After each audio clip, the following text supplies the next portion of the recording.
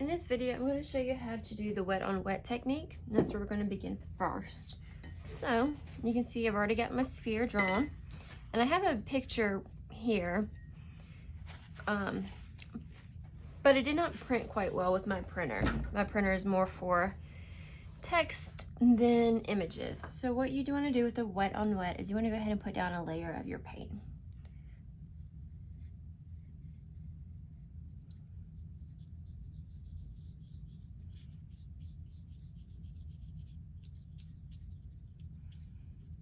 And I'm applying a decent amount. I'm not being stingy with the paint. I'm trying to put a good bit on because I want it to stay wet while I'm painting. I'm also using a filbert brush, which means it has a little bit of a rounded tip to it. That's just a brush I grabbed. I like using filberts, angles, and flats. I could do this with the flat too.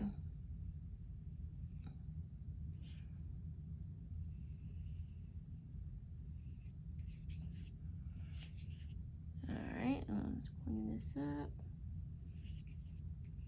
I don't want mine to look streaky or have some areas that are thicker with paint. So anywhere I see globs of paint, I'm going to work that in.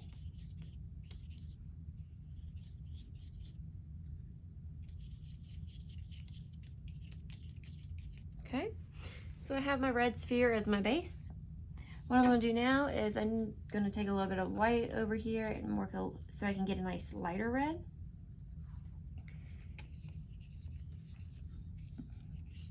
And I'm going to build that up right here so you can see, hopefully in the video, that it's starting to make a little bit of a difference. Put a little bit more.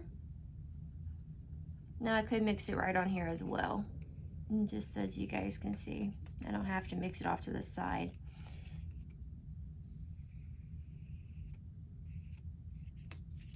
Notice too, as I'm painting, how my brush stroke is. I'm kind of going in a swerve so that I follow the shape of the form.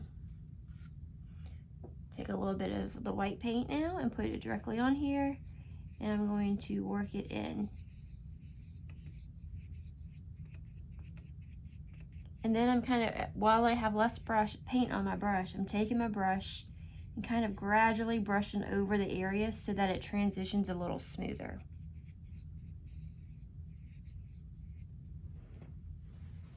Okay, so you can see I can keep building this up because, you know, with a highlight, you probably want pure white somewhere.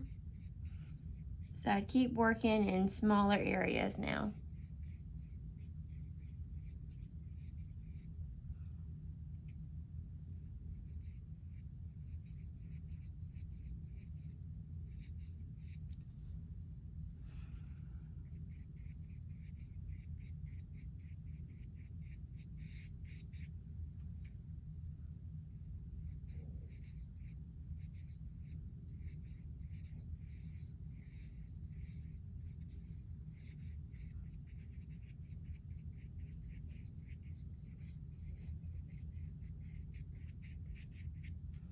Okay, so I'm gonna take my rag and wipe this off because I'm gonna go to black now.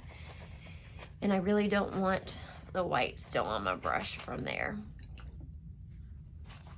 So you notice I wiped it on my rag again, then I dipped it in water a little bit, just tapped it down at the bottom, and went back on here. The reason why I'm not swishing it all in water is because I don't want to really get a lot of paint in there for one, and I want to try to conserve paint a little bit. Okay, so now I'm going to take a little bit of red just to make sure this is wet again.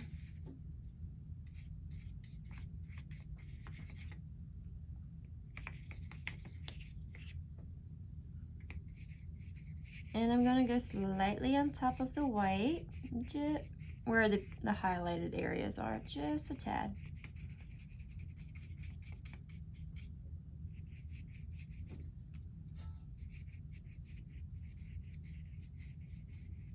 Notice some of the paint's already dry, so it's looking a little streaky, so I can go back over it later.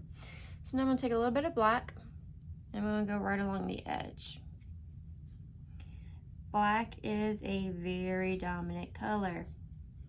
which means a little bit goes a long way. I'm gonna go back on top of this with some red and blend it in.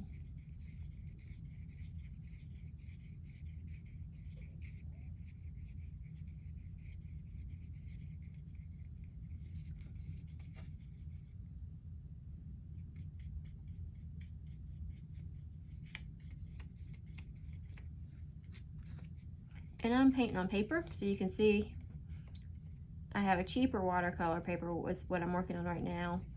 So it's not quite holding up to the acrylic paint so well, and it's warping. You can see just a tad bit. Okay, I want my shadow to look like a dark red rather than that harsh black that it is. So I'm just taking a little bit more red on top of it.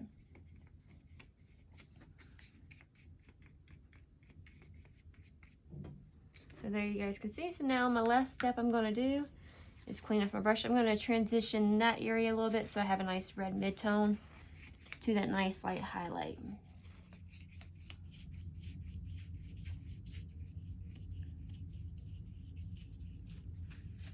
Okay, and since I'm working with wet on wet, I'm just taking a little bit of the paint I have. I have a little bit and working it right in. Okay.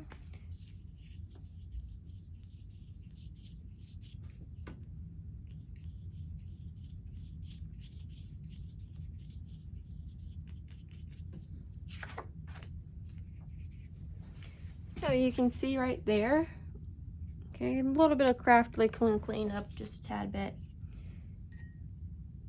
I'm actually going to take a little bit of water on that and work that in. Okay, so I have my sphere. A way to make sphere stand out is if by the color, or make any object stand out, is considering the color in the background. Typically you want a contrasting color. So you can see even in the diagram that it's a lighter light to dark, so they use kind of a mid-gray around it. So I could do the same back here. What I'm going to do is I'm just going to take I'm going to just mix up a little bit of a dark red on my palette.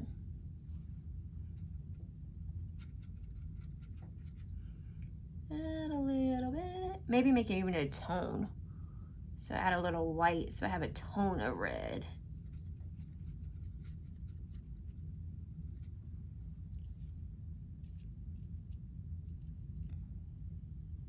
And then I'm just going to be careful as I paint along the side.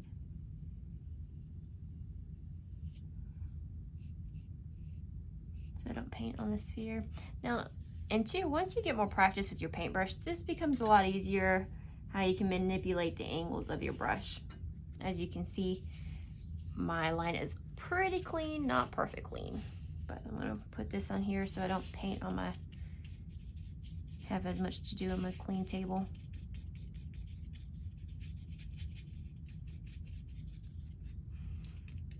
So see how that dark color makes that pop out, and see it could even be a little lighter because you can see there's room for more lighter value on here.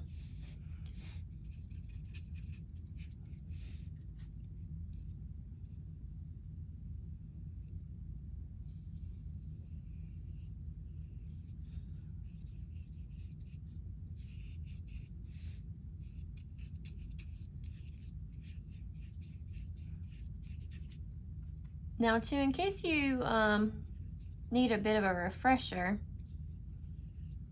on spheres, you know, when the light directly hits it, that's where the light is at its brightest, okay?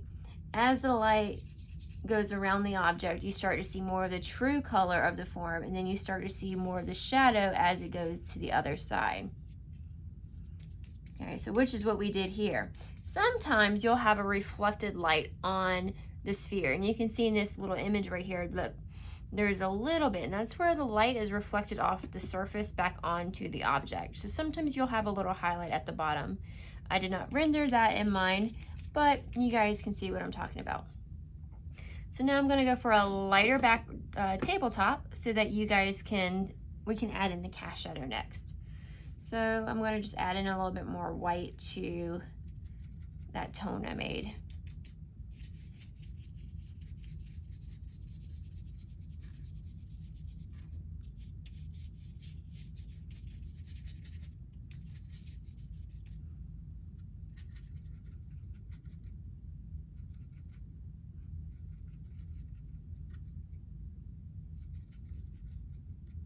Again, as I mentioned the other day in class, normally you want to mix paint with a paintbrush so your paintbrush doesn't get like what I just did. This is a crappy paintbrush I have. I'm working from home right now making this video, so I am not obeying by the rules.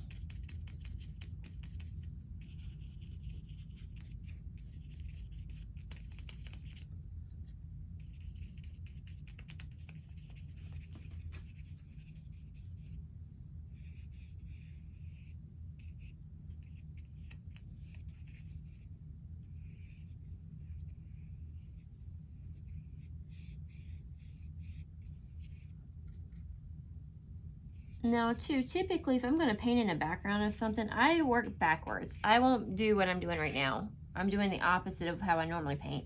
I always paint the background first and then start forward. But I wanted to leave that white, so I didn't do that for this time. For the sake of this activity, I didn't. So now I want to add in my cast shadows. So while this is still paint, or still wet, I'm going to take a little bit of paint. You can see I got a little bit of black paint. If the light's hitting it here, my cast shadow is going to be on the opposite side. Okay. I may have a little bit visible right there.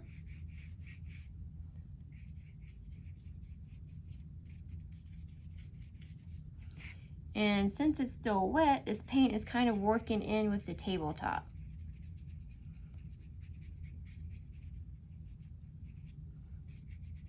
And gradually fading out. I like my cast shadows to fade out. Now sometimes they don't always do that. So there I have my sphere. If I wanted to go in a little bit further, which for the sake of this I won't, but I may add in later and put a photo. I have a lighter value. I don't have a pure white. I would have liked a pure white.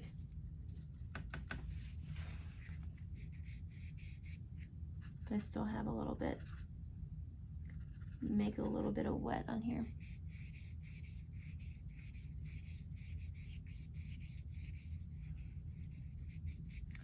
So I have my lighter value.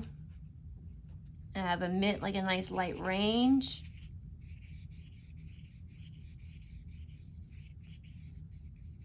And then I have my mid reds, some dark reds, and a very dark red. So that's the wet on wet technique.